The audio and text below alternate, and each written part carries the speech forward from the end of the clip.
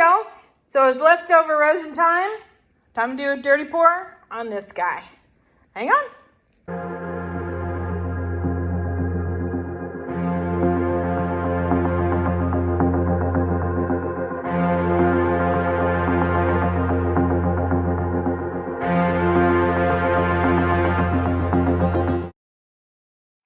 Howdy, howdy, everyone. This is Clara Lawrence, and we are doing a, let's just say dirty pour, where we use up all the little bits of resin that we have already mixed up.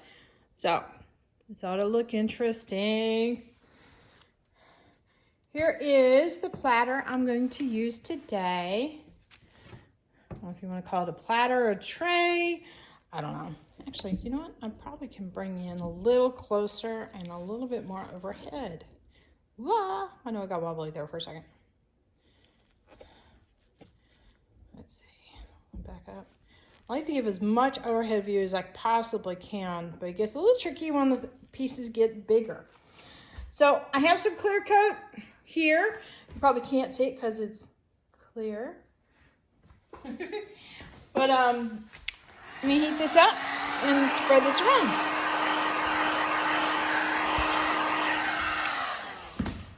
I'm using my go-to resin, which is a Stone Coat Art Coat. And I am getting close to the end of my working time. You can see I'm getting a little on the stringy side. So we're trying to utilize as much of the resin that we have mixed up as possible, so we have minimum on the waste. So we just got to do a little bit more elbow grease. I'm trying to get it spread out a little bit.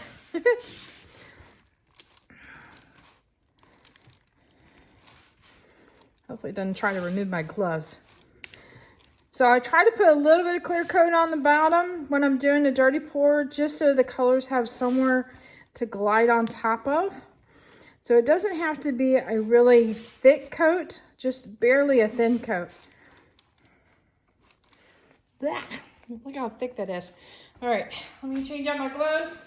In this case, I'm not going to scrape that off because I'm already at my end of working time. So this project is all about utilizing every little bit.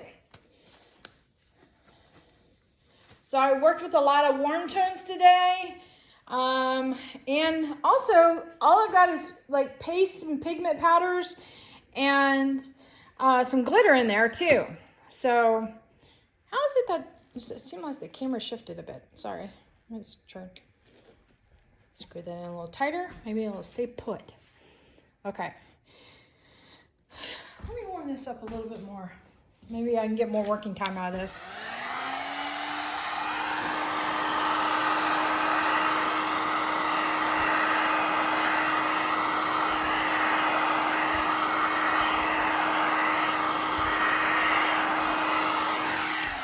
So the trick with dirty pours that I have found to be a success for me is when you pour it down, don't manipulate it a whole lot. Because once you start manipulating resin dirty pours, you can create mud really, really fast. And we like the vibrancies that resin offers with colors, so we want to keep that. And the other thing I'm going to do is I'm going to go a little close and pour kind of slow so I can get a real wide pour. And that helps with any kind of stringy lines and stuff. In fact, I get so low a lot of times I'll end up dragging the cup in the resin too.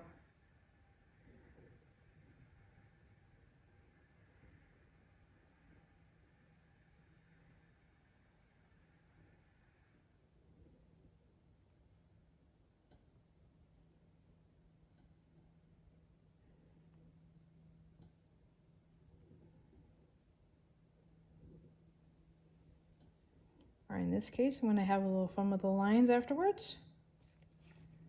Whoop. Okay, a lot of fun. Pretty.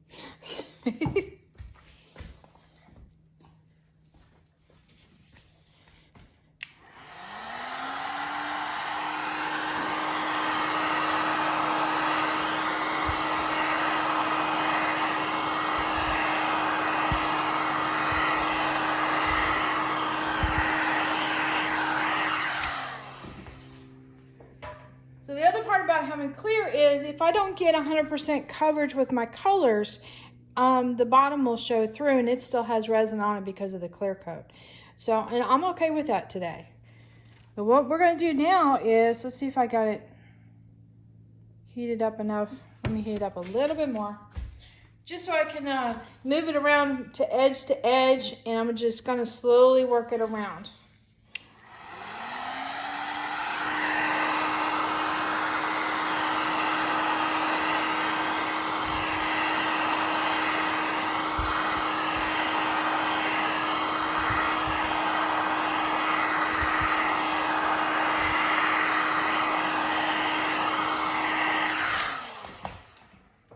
All right, now there's no base tint to this, so any of the cells that happen to come up usually end up being small. Sometimes they're actually really deep because of how thick the resin was when I was initially pouring it out there. But it shouldn't have a whole lot of cells in this case because I do not have base tint in here. I just have pastes and powders. So it ought to be interesting to compare the two trays that I've done recently where I've done a base tint, and then this one was specifically not a base tint, and seeing the effects that it had between the two of them. The other thing with rotating it around to get the edges is I really like the movement it provides with the dirty pour. I'm trying to focus and talk at the same time, which is tricky. All right.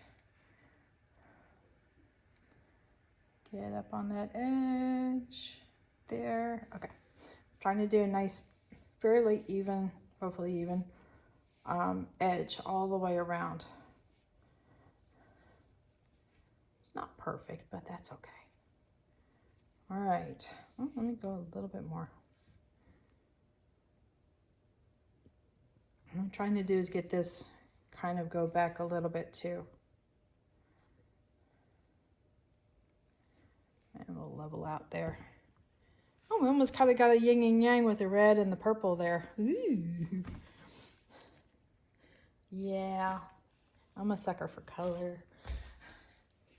All right, hit this with the heat.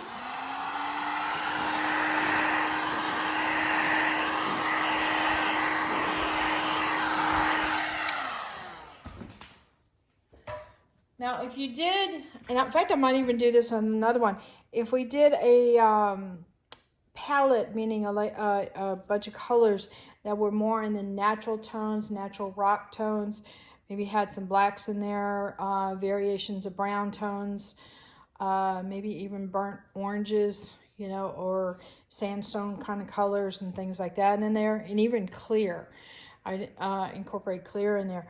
We could probably get a very natural looking, almost stone type of an effect with this, because you got a lot of nice little movements with lines that you get with stones, but sometimes you get clusters like this too.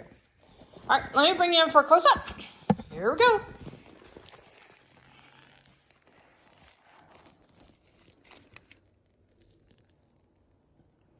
You never know with dirty pours what you're gonna get.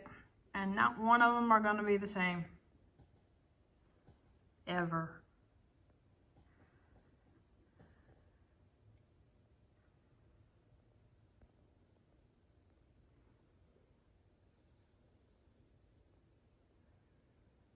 So really delicate lines in here. Even though it's a big red band, there's a lot of complexity in that.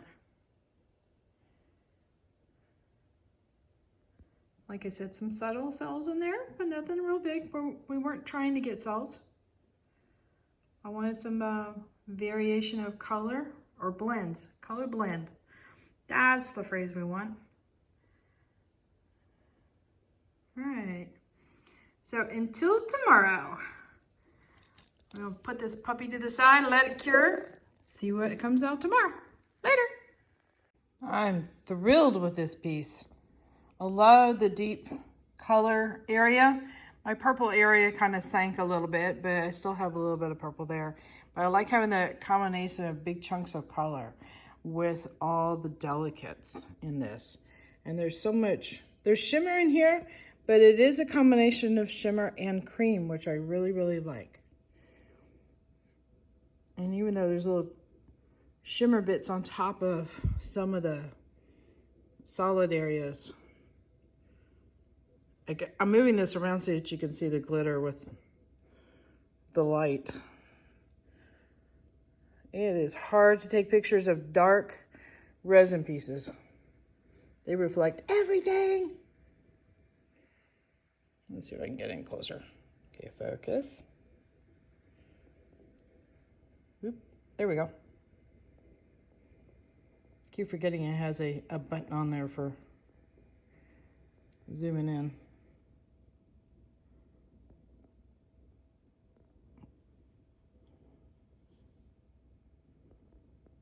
Really pretty.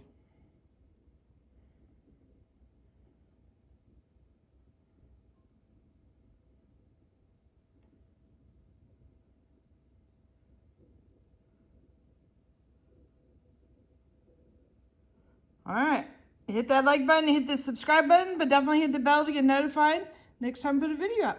Later, y'all.